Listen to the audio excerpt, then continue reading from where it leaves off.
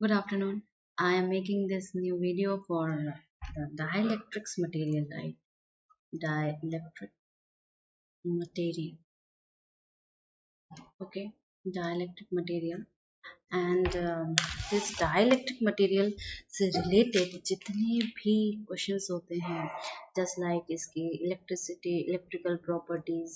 Okay, electrical properties. First, I will discuss what are the dielectric material, what they are, and then I just jump to the electrical properties जैसे कि इसके जितने भी dielectric polarization, the theories belonging this, और फिर इसके जो constants होते हैं डायलेक्ट्रिक constants वगैरह, all the constants, then the relationships, कैसे इसके electric fields, mostly मैं इसके electric fields पर concentrate करूँगी, electric fields. Okay, how can we calculate the combination of electric fields, actually the localized one जो कि हम लोग डिस्कस करते हैं इसमें.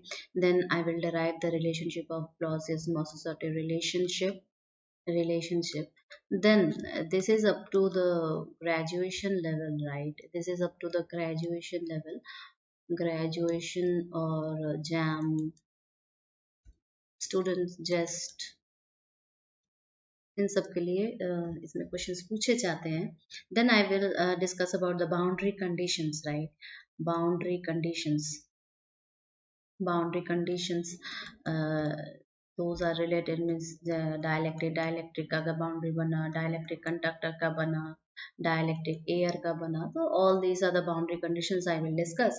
Then I will discuss about the internal structure. Okay, internal structure of this dielectric material, means इसके crystallography पर, crystallography, and then discuss about the effects. इसके जो ऐसे crystal structures है, ये हमारे day to day life में क्या effects डालते हैं. Okay, so it will, I think it will contain a series of lectures, right? Series of lectures. So today I will start from very basic, जिससे कि आपको step by step सारी चीजें समझ में आ जाए. Okay, so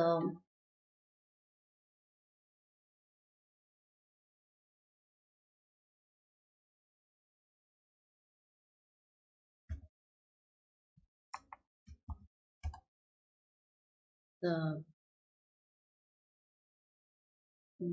DN. So then I was starting with very firms कि theories क्या है dialectic के लिए. Theories related to dialectric. देखिए जब हम लोग कहते हैं कि हमारे पास कितने टाइप्स ऑफ ब्रॉड वे में, जब इनिशियल ब्रॉड वे में हम मटेरियल्स को डिस्टिंग्विश कहते हैं, मटेरियल्स को डिस्टिंग्विश करते हैं, मटेरियल्स को डिस्टिंग्विश करते हैं, तो हम कहते हैं कि चलो हम बैंड गैप के बेस पर, बैंड गैप के बेस पर बेसिस पर हम कह देते हैं कि हमारे पास कंडक्टर्स हैं, सेमीकंडक्टर्स हैं, सेमीकंडक्टर्स हैं. ओके, और एक बोलते हैं कि डाइलेक्ट्रिक्स हैं, डाइलेक्ट्रिक्स हैं. क्या है डाइलेक्ट्रिक्स और इंसुलेटर्स, इंसुलेटर्स. ओके, सो इसी में से हम डाइलेक्ट्रिक को यहाँ पे खींच के लाएंगे, what are the internal structure, और कैसे हम एक इलेक्ट्रिक फील्ड के आधार पर, इसके आधार पर, on the basis of electric field, electric field के आधार पर हम कैसे कह सकते हैं कि ये डाइलेक्ट्रिक मटेरियल है, या उसमें क्या ऐसी चीजें हो रही हैं कि हम इसको डाइलेक्ट्रिक मटेरियल पर कर रहे हैं.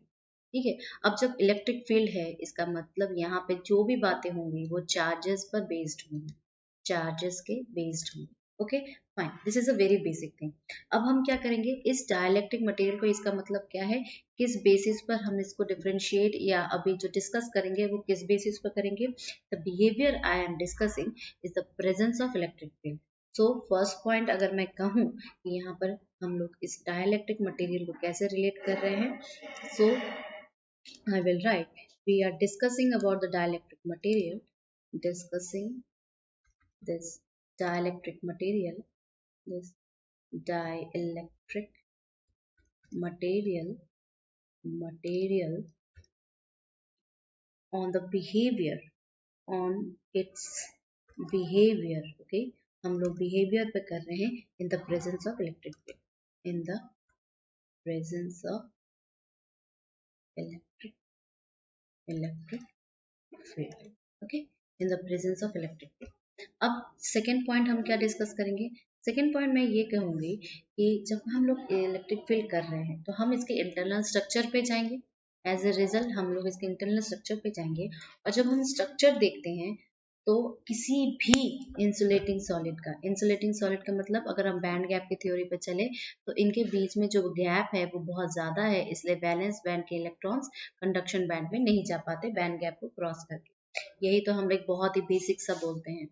So fine in this context हम कहेंगे कि अगर मैं इसके स्ट्रक्चर पर जाऊं किसके इंसुलेटिंग सॉलिड्स के. So for the insulating solids for the insulating insulating solids, ठीक है, इंसुलेटिंग सॉलिड के स्ट्रक्चर पर जाएंगे. जब हम उसके स्ट्रक्चर पर जाएंगे तो हमें क्या मिलेगा कि जो बॉडी है, जो हमारा इंसुलेटिंग बॉडी है वो चार्जेस से बाउंडेड है. ठीक है, ये जो बॉडी है वो क्या है, चार्जेस से बाउंड है. कैसा भी पॉजिटिव नेगेटिव किस्म के चार्जेस से बाउंड है. ठीक है, और हम जो बाउंड चार्जेस है या बाउंड पार्टिकल्स है या चार्ज पार्टिकल्स है, ये एटॉमिक भी हो सकते हैं या मॉलिक्यूलर आयंस भी हो सकते हैं. इसी वजह से, इसी ब्रॉड व्यू के वजह से हम इन्हें डाइलेक्ट्रिक कहते हैं. तो अगर मैं बोलूं तो स्ट्रक्चर वाइज हम क्या देखेंगे कि the entire body is bound positively and negatively charged particles.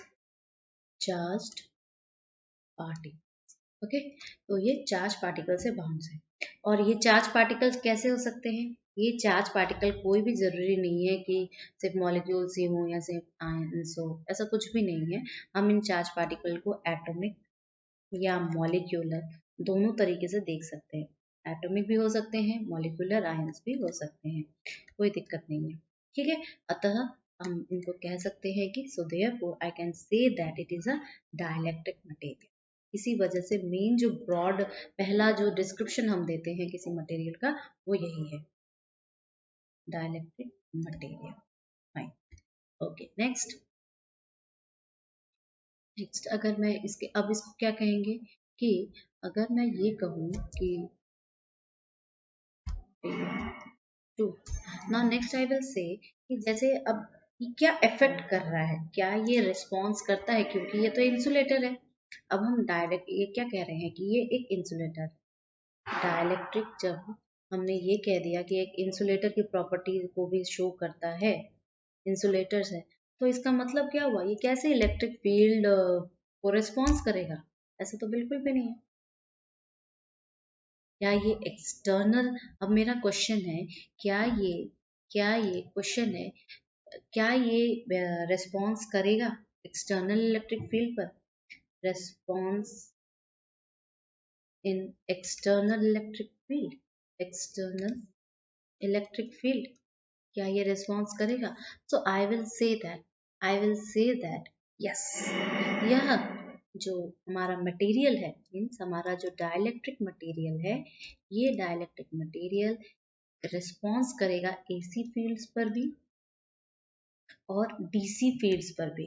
और क्योंकि हम यहाँ पे कौन सी फील्ड के बारे में डिस्कस कर रहे हैं, एक्सटर्नल इलेक्ट्रिक फील्ड के ऊपर डिस्कस कर रहे हैं. ओके, हम लोग एक्सटर्नल इलेक्ट्रिक फील्ड पर डिस्कस कर रहे हैं. और जब हम इसका एनालिसिस करते हैं, जब हम इस फील्ड का एनालिसिस करते हैं तो हम देखते हैं कि हम इसके माइक्रोस्कोपिक और मैक्रोस्कोपिक दोनों एनालिसिस करते हैं. माइक्रोस्कोपिक एंड मैक्रोस्कोपिक दोनों टाइप की एनालिसिस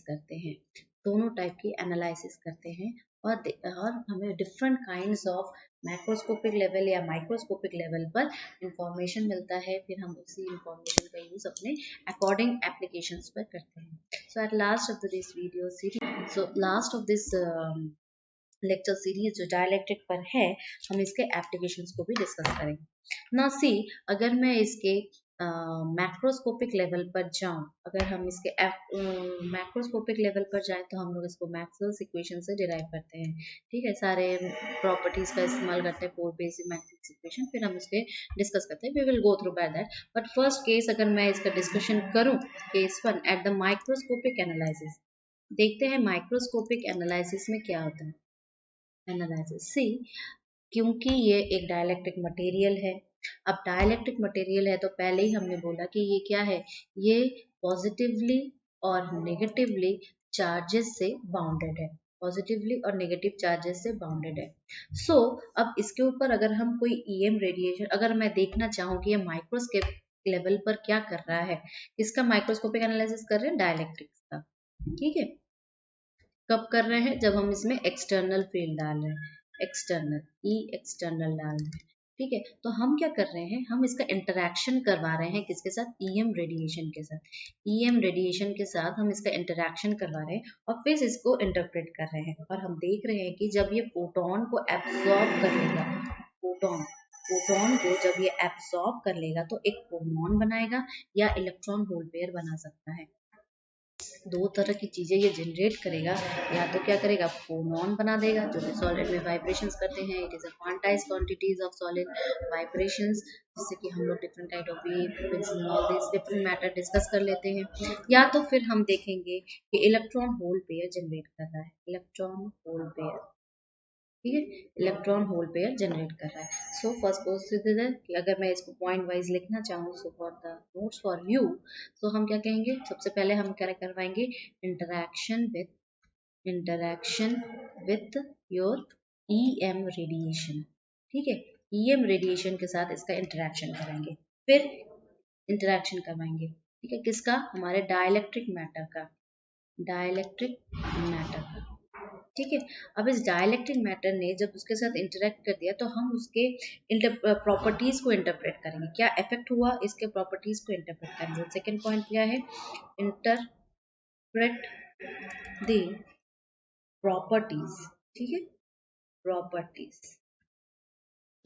ठीक है, तो हम क्या देखेंगे कि ये फोटोन एब्सॉर्ब किया, फोटोन को एब्सॉर्ब किया किससे, रेडिएशन से.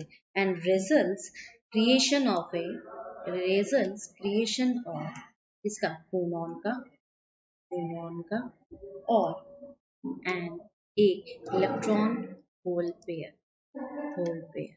ओके, इलेक्ट्रॉन होल पेयर का जनरेशन करवाया. So moving to the next. Okay, अब जब ये इलेक्ट्रॉन होल पेयर का जनरेशन करवा दिया है तो ये हमारा माइक्रोस्कोपिक एनालिसिस था. लेकिन अगर हम इसके मैक्रोस्कोपिक एनालिसिस पर जाएं, मैक्रोस्कोपिक एनालिसिस, एनालिसिस. ओके, अगर हम इसके मैक्रोस्कोपिक एनालिसिस, तो मैंने पहले ही बोला कि हम लोग यहाँ पे किससे एनालाइज करेंगे, मैक्सवेल्स इक्वेशंस, मैक्सवेल्स इक्वेशंस. ठीक है, अब जब मैक्सवेल्स इक्वेशन से इसके एनालिसिस करेंगे तो हमारे पास कितने माइक्रोस है, बेसिकली 4 माइक्रोस इक्वेशन है. और याद रखना, और हम लोग क्योंकि यहाँ पे डाइलेक्ट्रिक्स का इस्तेमाल कर रहे हैं, डाइलेक्ट्रिक्स का इस्तेमाल कर रहे हैं, तो हम लोग एच, डी, जे और डी, बी, इन सभी चीज़ों का इस्तेमाल करेंगे. And we know that H is magnetic field intensity, magnetic field intensity, intensity.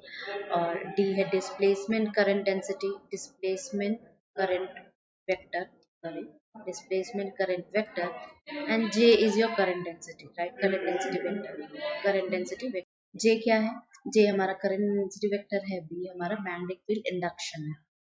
This is magnetic field induction, magnetic field induction. ठीक है, तो जो बेसिक से इन लोग की प्रॉपर्टीज है उसी का इस्तेमाल हम लोग यहाँ पे करेंगे. तो what are the four Maxwell's equations, what are the four Maxwell's equations I have. पहला है हमारा सिंपल सा divergence of D is equal to rho, rho is the charge density. Second क्या है, divergence of B dot zero हो जाएगा, dipoles होते हैं। थर्ड हमारा कर्ल ऑफ ई जो कि हमारे मैग्नेटिक फील्ड को जनरेट करेगा, फ्लक्स को जनरेट करेगा, डेल टी। और चौथा क्या है हमारा curl of H, curl of H जो कि एम्पियर्स लॉ है, क्या हैगा, J plus del D by del T, displacement current. ठीक है, so all these are the four Maxwell's equation, और इन्हीं का इस्तेमाल करके हम कहेंगे कि हमारा डाइलेक्ट्रिक मटेरियल क्या कर रहा है और क्या नहीं कर रहा है। ठीक है, और जब भी हम डाइलेक्ट्रिक मटेरियल्स को पढ़ते हैं तो सबसे पहला वेरी इंपॉर्टेंट जो हम बात करते हैं कि यहाँ पे पोलराइजेशन होता है। Polarisation is the main factor, polarisation, तो polarisation is the main factor that is responsible for your dielectric, dielectric material की जितनी भी कैरेक्टरिस्टिक है, जितने भी फर्दर इसके मटेरियल्स बने हैं, चाहे फेलोइलेक्ट्रिक material, piezoelectric material, pyroelectric materials, जितने भी मटेरियल्स बने हैं वो इसी पोलराइजेशन की वजह से है। और क्या इसकी परिस्थितियां होती हैं, हम लोग इसके बेसिस पर उसको डिफरेंशिएट करते हैं। ओके, सो अगर मैं बोलूँ पोलराइजेशन क्या है किसी डाइलेक्ट्रिक में, तो हम क्या कहेंगे कि ऐसा एक डाइलेक्ट्रिक मटेरियल अगर मैंने रीजन में ले लिया, और सोचिए कोई भी मटेरियल इनिशियल पॉइंट पर क्या होगा, क्या वो एक चार्ज नहीं होगा, no, it is will be non charged, right, it is will be non charge means कि वो अपने बेसिक स्टेबल स्टेट में हो। ठीक है, लेकिन अगर हम उसको ऐसे जगह पे फिट करें कि ऐसे जगह फिट करें कि जहां पर एक्सटर्नल इलेक्ट्रिक फील्ड्स अप्लाई हो रहे हैं, तो पहले क्या था, पहले इसका जो पॉजिटिव चार्ज था और इसका जो नेगेटिव चार्ज था वो दोनों क्या है, कॉन्साइड कर रहे थे एक दूसरे पर। लेकिन जैसे ही इसमें एक्सटर्नल फील्ड अप्लाई हो जाएगी तो ये क्या है, जो पहले कॉन्साइड कर रहे थे अब ये कॉन्साइड ना करके ये सेपरेट हो जाएंगे, प्लस और माइनस में आ जाएगा, और इनके बीच में एक डिस्प्लेसमेंट होगा, इनके बीच में एक डिस्प्लेसमेंट होगा। ओके, इनके बीच में एक डिस्प्लेसमेंट होगा, और यही जो कंडीशन है इसी को हम लोग पोलराइजेशन कहते हैं। ओके, सो अगर मैं इसको लिखना चाहूँ so how can I right, अगर मैं इसको लिखना चाहूँ so how can I right, first thing हम ये कहेंगे क्या कि अगर इस डाइलेक्ट्रिक मटेरियल को किसी एक इलेक्ट्रिक फील्ड के रीजन में रख दें, so when a dielectric material, so when a dielectric material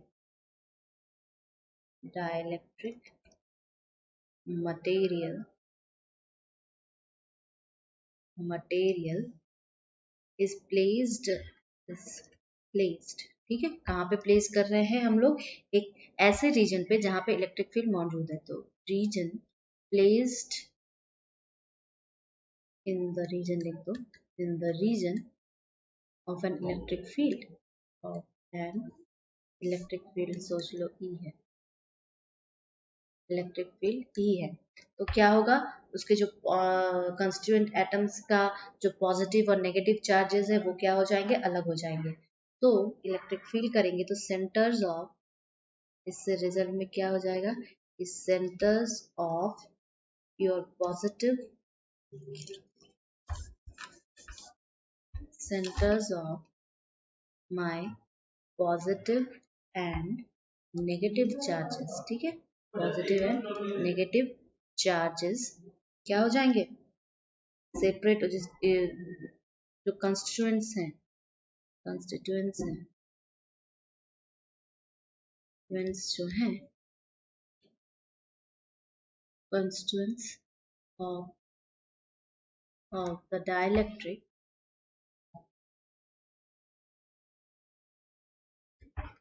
will separate,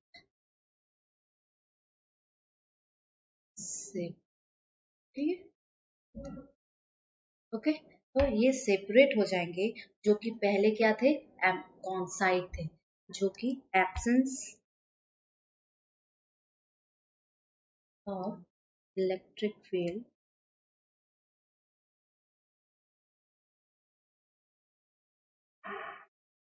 जो कि जब इलेक्ट्रिक फील्ड एब्सेंस था तो क्या थे, कॉन्साइड थे, कॉन्साइड, ठीक है। So next what I will से, जब ऐसी परिस्थिति आए तो कॉन्साइड का गया, लेकिन याद रखना इनमें क्या हो जाएगा, एक डिस्प्लेसमेंट होगा, ठीक है, चार्जेस के बीच में डिस्प्लेसमेंट होगा. सो I will write that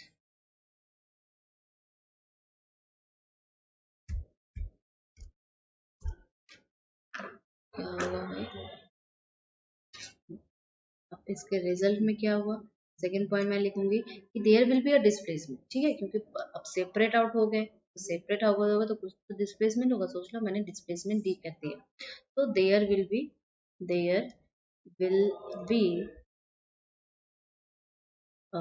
displacement. There will be a displacement. कैसा डिस्प्लेसमेंट होगा कि ये डिस्प्लेसमेंट ऐसा होना चाहिए कि जो हमें ये कहे कि वो एक डाइपोल क्रिएशन में हेल्प करे. और डाइपोल क्रिएशन का डिस्प्लेसमेंट क्या होना चाहिए कि ये डिस्टेंस कम होनी चाहिए जहां पे ये ऑब्जर्वेशन पॉइंट है. ठीक है, so the displacement is less than, okay, displacement is less than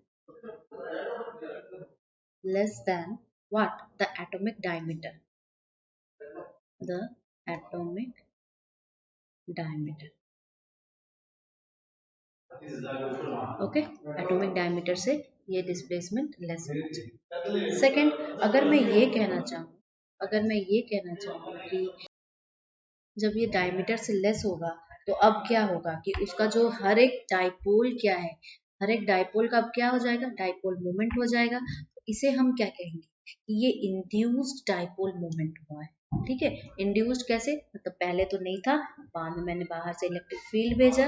electric field ने क्या किया कि दोनों के चार्जेस को सेपरेट आउट किया. और जब दोनों के चार्जेस को सेपरेट आउट कर रहा है तो डाइपोल मोमेंट बन रहा है. और इसी डाइपोल मोमेंट को आपको क्या कहेंगे, इंड्यूस्ड डाइपोल मोमेंट. ठीक है, तो अगर मैं सेकंड कंस्टिट्यूशन लिखूं इसका तो क्या कहूंगी कि जो इंडिविजुअल कंस्टिट्यूएंट्स हैं, thus the individual constituents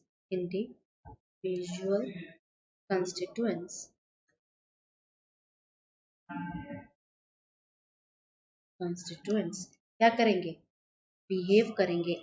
behaves as electric dipoles. ठीक है, इलेक्ट्रिक डाइपोल्स. नाउ अब क्या देंगे, ये डाइपोल्स गिव्स, क्या करेंगे, ये डाइपोल्स एक नेट इंड्यूस्ड डाइपोल मोमेंट देंगे. ये डाइपोल्स क्या देंगे, नेट इंड्यूस्ड डाइपोल मोमेंट्स देंगे. ठीक है, डाइपोल मोमेंट्स देंगे. और ये डाइपोल मोमेंट्स क्या होगा, किसमें देंगे, डाइलेक्ट्रिक मीडियम में देंगे. Dielectric medium. ठीक है, डाइलेक्ट्रिक मीडियम में ये डाइपोल्स देंगे. अब देखो, जरूरी नहीं है कि हमें हमेशा ऐसे ही मिलते रहे कि पॉजिटिव और नेगेटिव दोनों सेम सेम चार्ज हो डाइपोल मोमेंट बना रहे. जरूरी नहीं है कि हमेशा हमें सिमेट्रिकल ही एटम्स मिले या मॉलिक्यूल्स मिले. Right, sorry, not atoms, molecules मिले. कभी कभी हमें एसिमेट्रिकल भी मिल जाते हैं. ठीक है, कभी कभी हमें एसिमेट्रिकल मिल जाते हैं. तो अगर मैं एसिमेट्रिकल की बात करूं, एसिमेट्रिकल एसिमेट्रिकल मॉलिक्यूल्स की बात, तो आप बोलोगे इसमें तो पहले से ही है भाई डाइपोल परमानेंट. ठीक है, मॉलिक्यूल्स जैसे कि H2O हुआ या आपका HCl हुआ, ये सब क्या है, ये इसी के एग्जाम्पल्स हैं. जब ये इसी के एग्जाम्पल्स है तो इसमें तो पहले से ही क्या है, डाइपोल मोमेंट है. They have they have their their own dipole moment.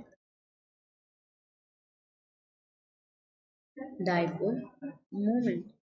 ठीक है, ये क्या होंगे, इनके पास अपने खुद के डाइपोल मोमेंट होंगे. इनके पास इसके खुद के डाइपोल मोमेंट होंगे. राइट, जब इसके पास खुद के डाइपोल मोमेंट होंगे, जब इनके पास खुद के इसके डाइपोल मोमेंट्स होंगे तो ये पहले से ही परमानेंट है. और फिर हम इसमें इलेक्ट्रिक फील्ड का तो क्या फर्क पड़ेगा. जब ये सिंगल, सोचो ये दोनों जब सिंगल थे तो फॉर एग्जांपल मैं कह सकती हूँ कि अगर जब ये सिंगल थे तो पता है H2 के पास डाइपोल मोमेंट 1.9 डिवाई होता है. जबकि एक आप HCl लेंगे तो उसके पास उसका डाइपोल मोमेंट 1 डिवाई होता है. सोचिए, इनके पास ऑलरेडी है, लेकिन वो जब इसको जब हम किसी इलेक्ट्रिक फील्ड में देंगे तो वो क्या हो रहा है. देखिए, ये डाइपोल्स मोमेंट जब ऐसे मटेरियल्स में रहते हैं ना, सोचिए ये मेरा डाइलेक्ट्रिक मटेरियल है, किसी H2O का या HCl का, तो इनके डाइपोल मोमेंट बेटा ऐसे रैंडमली रहते हैं, कोई फिक्स्ड नहीं है किसी का किधर किसी का किधर। लेकिन जैसे ही हम इसमें बाहर से एक्सटर्नल इलेक्ट्रिक फील्ड डालते हैं, तो ये सारे के सारे ना अलाइन हो जाते हैं। ये सारे का काम क्या होता है, अलाइन हो जाता है। तो अलाइन होने के लिए हमें पता है पोटेंशियल एनर्जी लॉस करनी पड़ती है, जो कि पी डॉट ई होती है, जो इलेक्ट्रिक फील्ड, और जो डाइपोल मोमेंट पी है उसका negative is your potential energy. उस पोटेंशियल एनर्जी से ये क्या करेंगे, अलाइन होंगे। ठीक है, तो अगर कभी पूछ लिया जाए कि what is mean by debye, तो आप कह सकते हो कि one debye is equal to 10 to the power minus 18 ESU centimetre. ठीक है, या हम ये भी कह सकते हैं कि 3.3 into 10 to the power minus 30 coulomb metre. ठीक है, और ये किसका यूनिट है, डाइपोल मोमेंट का यूनिट है, डाइपोल मोमेंट का यूनिट। ठीक है, ऐसा ही यूनिट। सो हम कह सकते हैं कि जब सिमेट्रिकल रहे तब तो चार्जेस का सेपरेशन हुआ, पहले इलेक्ट्रिक फील्ड डाली, चार्जेस का सेपरेशन हुआ तो उनमें डिस्प्लेसमेंट हुआ तो अपने इंड्यूस डाइपोल मोमेंट है। लेकिन जब मेरे पास इन सिमेट्रिक टाइप के मॉलिक्यूल्स हो जाते हैं तब क्या होता है, जिनके पास तो पहले से ही डाइपोल मोमेंट है, तो ये क्या कहेंगे कि भाई जब हम इसमें देते हैं एक्सटर्नल इलेक्ट्रिक फील्ड तो इनका अलाइनमेंट हो जाता है, और इसी अलाइनमेंट को ही हम क्या कह देंगे, फिर पोलराइजेशन हो रहा है। सो फर्दर हम जब जाएंगे तो फर्दर हम दिखाएंगे कि कैसे, जो नेक्स्ट हमारा होगा उसमें, उस वीडियो में हम बताएंगे कि क्या होता है इस डाइपोल, जो इलेक्ट्रिक डाइपोल्स हैं उसका सिग्निफिकेंस क्या है, क्या वो डाइलेक्ट्रिक मटेरियल में सिग्निफाई कर रहा है, और दूसरा कैसे हम लोग लॉरेंज, एक फील्ड है जो लॉरेंज ने तरीका बताया कि एक किसी डाइलेक्ट्रिक मटेरियल को कैसे निकाल सकते हैं, लॉरेंज फील्ड के बारे में डिस्कस करते हैं। ठीक है, थैंक यू so much.